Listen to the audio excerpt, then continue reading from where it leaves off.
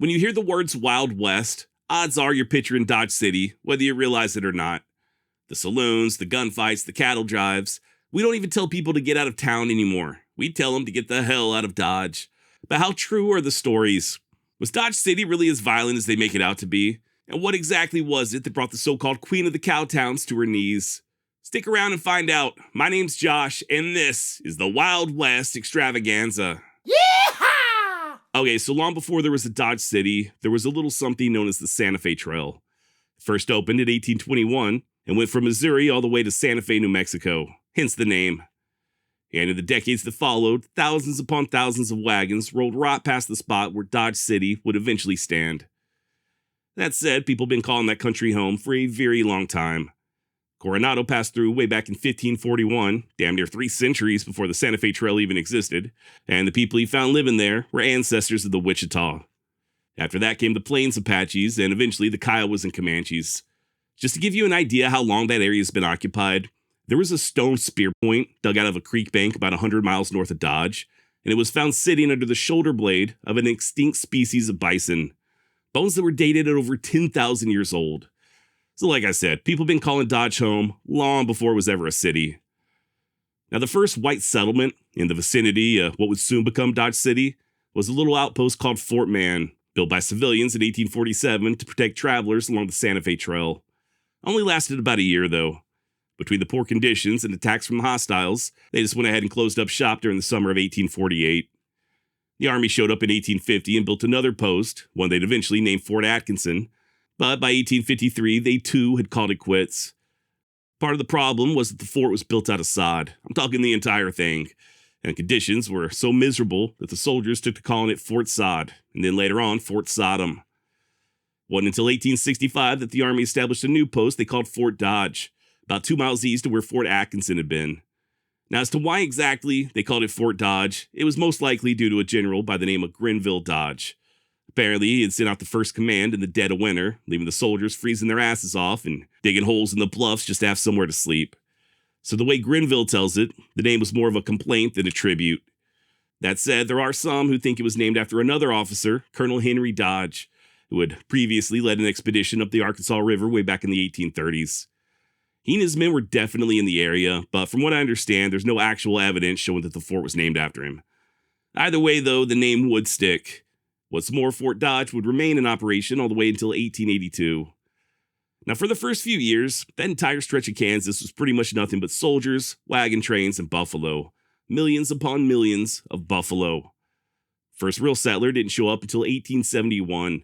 A rancher named Henry Sittler, who built himself a sod house about 5 miles west of the fort. He was initially just looking for a headquarters for his cattle operation, but seeing as how his new home set right along the Santa Fe Trail, soon became a popular stopping point for travelers and hunters.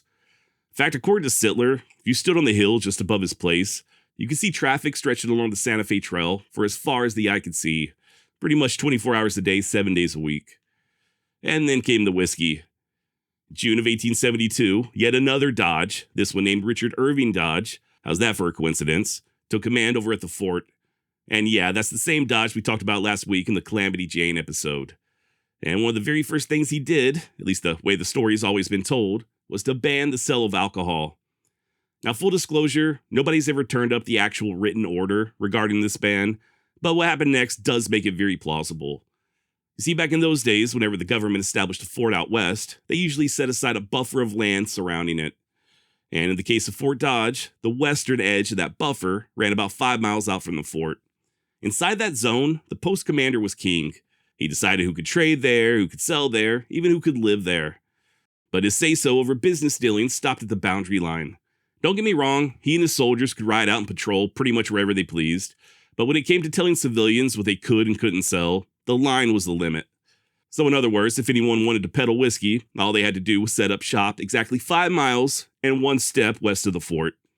And as fate would have it, that's exactly what a 24-year-old Canadian by the name of George Hoover ended up doing. He showed up with a wagon load of whiskey on June 17, 1872, exactly 2 weeks after Dodge took over command, and began selling drinks at $0.25 a pop. In fact, it was his whiskey tent that would go down in history as being the very first business in what would eventually become Dodge City. Hell, Hoover would even go on to become the town's first elected mayor, in addition to one of its wealthiest citizens. Not a bad return on a wagon load of whiskey. Now, later on that August is when a group of businessmen, along with officers from Forts Dodge, Riley, and Leavenworth, organized what was known as a town company. And if you've never heard of a town company before, just imagine it as sort of a frontier real estate startup. A group of investors would lay claim to a chunk of land, hire a surveyor to carve it up into streets and lots, file the paperwork, and boom, just like that, you got yourself a town. At least on paper. All that was left was to sell the lots one by one and pocket the difference. If you've ever seen the movie The Homesman, starring Tommy Lee Jones and Hilary Swank, there's a great scene featuring one of these town companies. No spoilers in the comments. And by the way, Dodge was initially named Buffalo City, for obvious reasons. But as it turns out, Kansas already had one of those, so they just renamed it to Dodge City after the fort. Now, the thing that separated Dodge from just about every other frontier settlement was the timing. These guys weren't guessing. They knew exactly where the railroad was headed.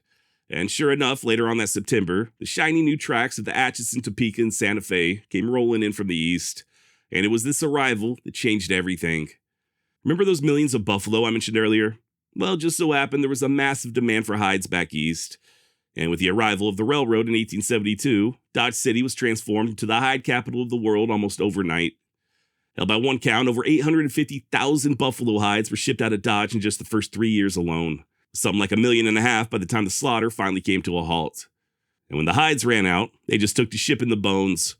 Farmers would gather them off the prairie and sell them at $6 to $8 a ton for everything from fertilizer to fine china. According to one of Dodge's original founders, a guy named Robert Wright, quote, "Hardly had the railroad reached there, long before a depot could be built, business began. And such a business, dozens of cars a day were loaded with hides and meat, and dozens of carloads of grain, flour, and provisions arrived each day. I have been to several mining camps where rich strikes had been made, but I never saw any town to equal Dodge." End of quote. So yeah, Dodge City was booming, to say the least. There was just one little problem. You see, for roughly the first year after its founding, they really didn't have much in the way of law enforcement. No sheriffs or judges or town marshals or anything like that. When things got a little too far off the rails, the local business owners would just handle it themselves. And when that wasn't enough, they hired hard cases who were given the title of marshal without any official authority. Basically just private muscle.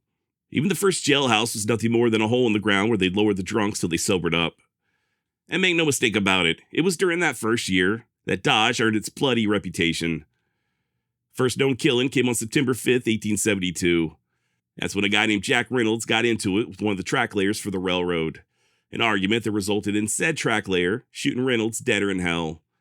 And then just a few weeks later, a gambler known simply as Denver killed a man right there in the streets for no other reason than just to watch him kick. And on it went.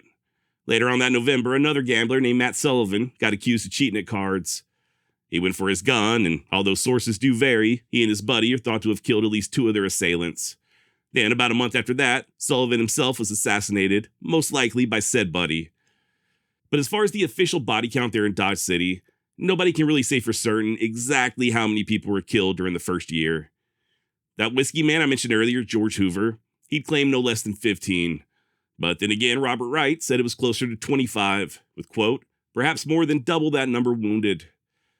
Now keep in mind that both of these guys were basically relying on decades-old memories.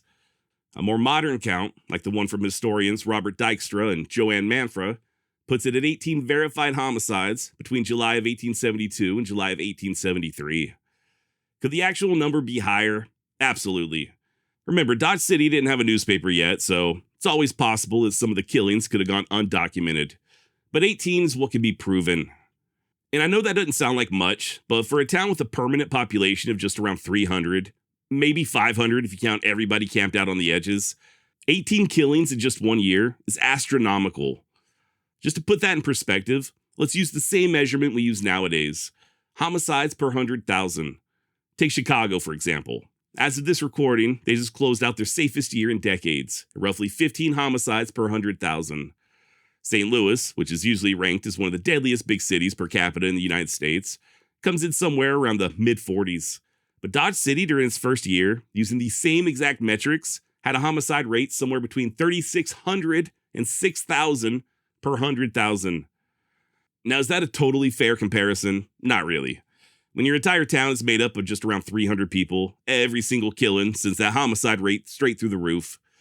But that's kind of the point, right? I mean, in a camp that small, 18 murders a year means that everybody in town personally knew somebody who got shot, probably several somebodies. Hell, things had gotten so bad by February of 1873 that the leading citizens formed a vigilance committee. And credit where credit's due, they were effective, at least for a little while. You know how that goes, right? The vigilantes themselves soon went bad, as tends to happen, and they began abusing their power to settle personal scores. Breaking point came just a few months later in early June 1873. That's when a drunken mob murdered a black guy by the name of William Taylor. Shot him dead for basically nothing. The only thing is, Taylor also happened to be a personal servant for Richard Dodge. So, in retaliation, Dodge sent in a patrol of soldiers to arrest the vigilantes.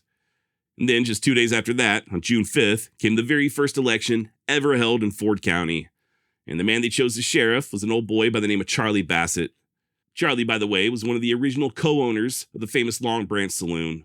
Double check me on that. I think he actually owned the saloon that would eventually become the Long Branch, but I don't think it was called the Long Branch at the time he owned it.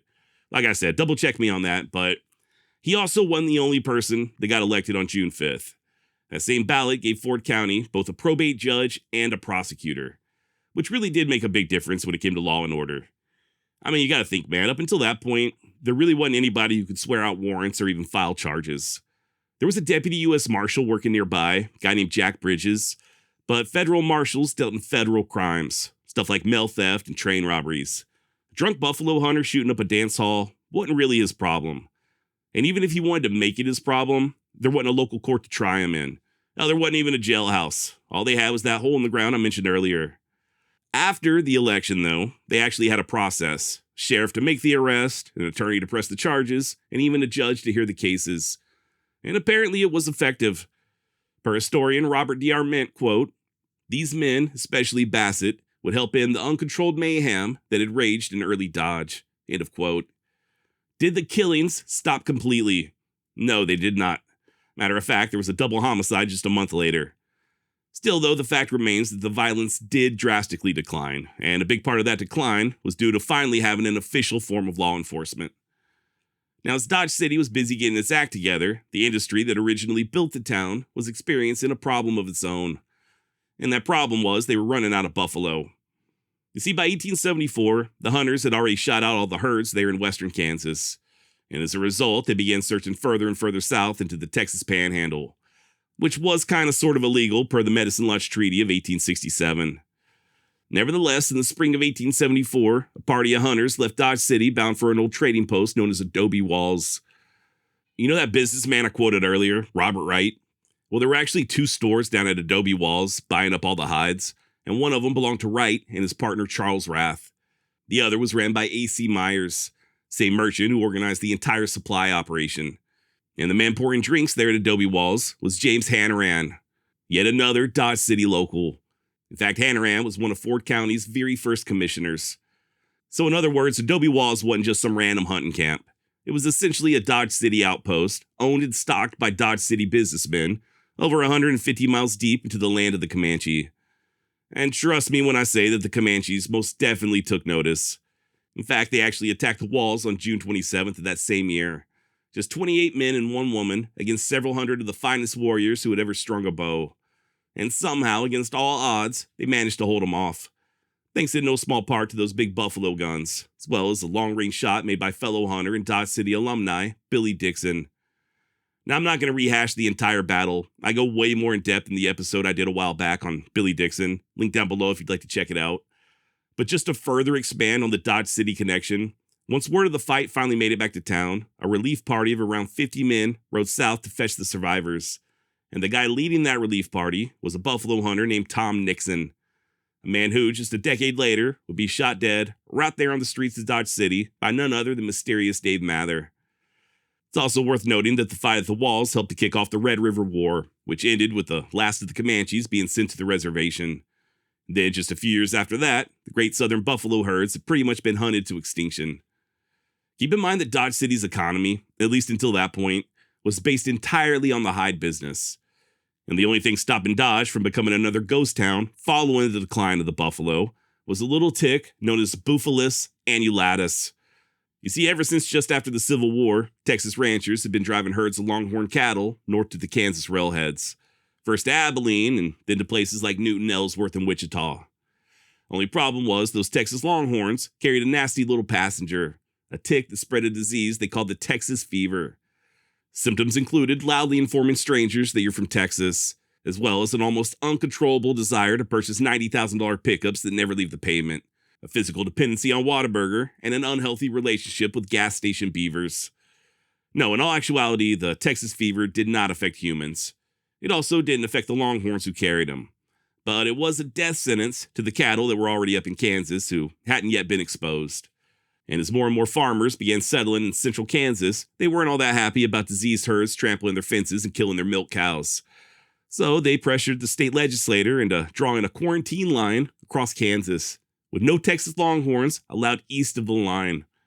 And that line just kept moving west, so much so that by 1876, all the other established cowtowns were already off limits.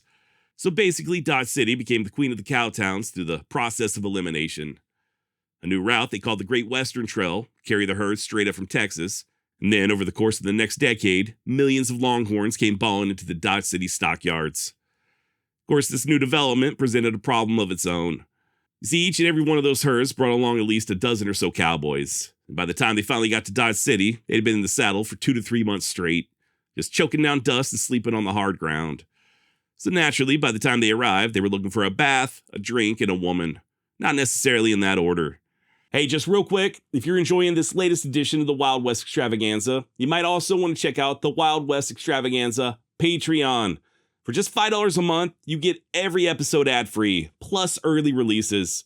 You also get access to bonus content you can't find anywhere else, including the really early embarrassing stuff.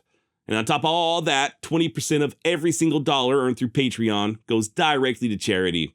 So not only will you be supporting your favorite podcaster, but you'll also be helping to make the world a better place. That's patreon.com/Wild West Extra. Patreon.com/Wild West Extra. Or just click the link down below that says Patreon. And while the Cowboys certainly did bring in a lot of money for the local businesses, they also brought in a whole lot of trouble.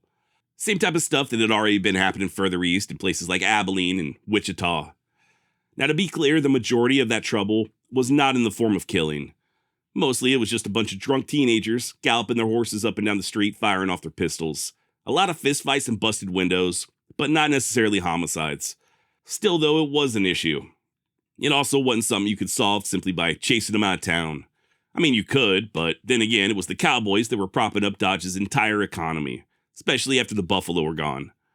So rather than force them to leave, the city just came up with a compromise. And it was pretty simple. They just drew a line straight through the middle of town. And I say line, but it was actually the railroad tracks. North of the tracks was the respectable side of town. No guns and no nonsense. But south of the tracks, where most of the saloons and brothels were, you could pretty much do as you pleased, as long as you didn't kill anybody. Which brings us to the lawmen. You see, over the next few years, Dodge City would employ just about every big name you can think of. Guys like Wyatt, Earp, and Masterson, and Bill Tilghman. And these guys swap badges so often and make you dizzy just trying to keep up. Take Charlie Bassett, for example. He served as county sheriff for 4.5 years. And then, towards the end of his run, he hired Masterson as his under-sheriff. Skip ahead to November of 1877, and Bat won the election as sheriff. At which point Bassett took Masterson's former position as under-sheriff. So basically, they just traded jobs. Meanwhile, Bat's older brother Ed was city marshal, and Bassett, in addition to being under-sheriff, served as Ed's assistant marshal. And then when Ed was killed in the line of duty, Bassett took over as marshal. And to fill his old spot as assistant marshal, he hired Wyatt Earp. Now, as legendary as these guys were, I do want to make something very clear. They weren't getting in anywhere near as many gunfights as you might think. Hell, more often than not, they just crack the drunks upside the head with their pistols and drag them off to jail. A lot less paperwork that way, and usually everybody woke up the next morning. Sometimes, though, things did turn deadly. Like on April 9th, 1878, when Ed Masterson tried disarming a drunk named Jack Wagner.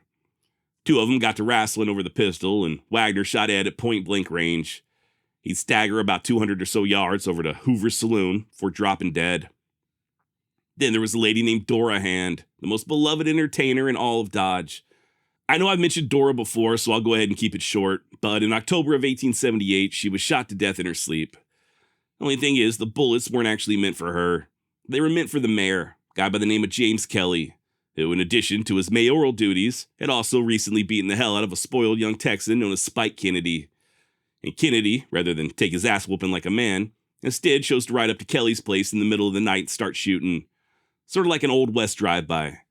What he wasn't aware of, though, was that Kelly was out of town and that Dora was staying there in his absence. By the way, I think that alone tells you what kind of place Dodge was back in the 1870s. Even the mayor was getting in fistfights.